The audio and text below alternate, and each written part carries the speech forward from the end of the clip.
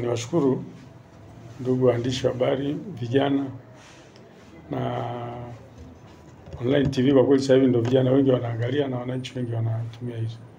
Kwa hiyo ni nafasi nzuri ya kufanya Wazanzibari na hasa wananchi wa mkoa wa Mjini Magharibi kuelewa mambo yanayoendelea katika mkoa wao. Ni kweli kwamba leo asubuhi tumepokea taarifa ya watu wawili, wanaume wote kwa kweli ni kama umri unalingana, wanakadiriwa kuwa na miaka kati ya 30 na 35.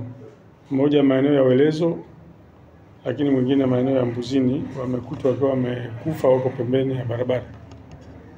Kwa hiyo matukio yale tumeyachunguza, tunayafuatilia, lakini kwa haraka tulichoona ni kwamba vifo vyote hivyo ni vya mashaka. Hatuna uhakika kama ni ajali au ni jambo gani lililotokea na ni muda gani lilitokea. Kwa hiyo tunaendelea kufanya uchunguzi wa matukio yote hayo mawili, tutapata jibu halisi baada ya uchunguzi kukamilika. Kwanza wito wangu ni kwanza ni kuwashukuru wananchi. Kwanza niwashukuru kwamba wanapoona matukio kama hayo, watu wamefariki wako pembeni ya barabara au eneo lingine, kujulisha polisi ni jambo muhimu sana, ili ile miili iheshimike, ipate huduma ya kufikishwa kwenye facilities, yani kwenye mortuary, maeneo yale ambayo miili ile itakaa kwa heshima. Kwa hiyo niwashukuru wananchi walitoa wao hizo taarifa.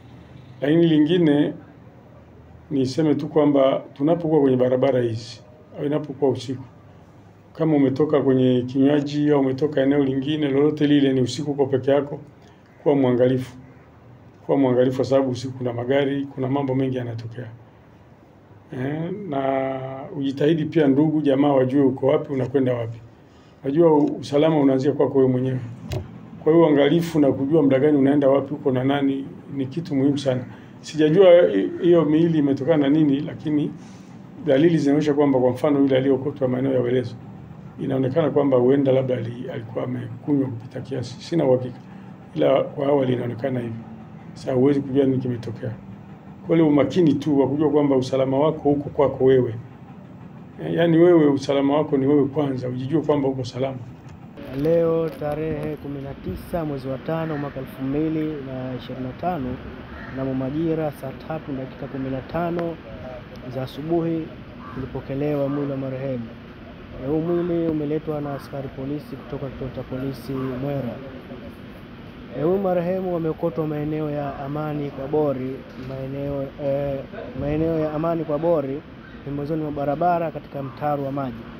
Huyu marehemu ni mwanamume, hajulikani jina wala anapoishi, na anakisiwa kuwa na umri wa miaka 35 hadi 40. Mpaka muda huu hajatokea ndugu wala jamaa aliyekuja kumtambua, na bado tumemhifadhi katika chumba chetu kuhifadhia maiti. Kwa hiyo yote aliyepotelewa na ndugu jamaa yake afika hospitali ya Rufaa Mnazi Mmoja kwa ajili ya kumtambua na kufuata taratibu za kukabidhiwa.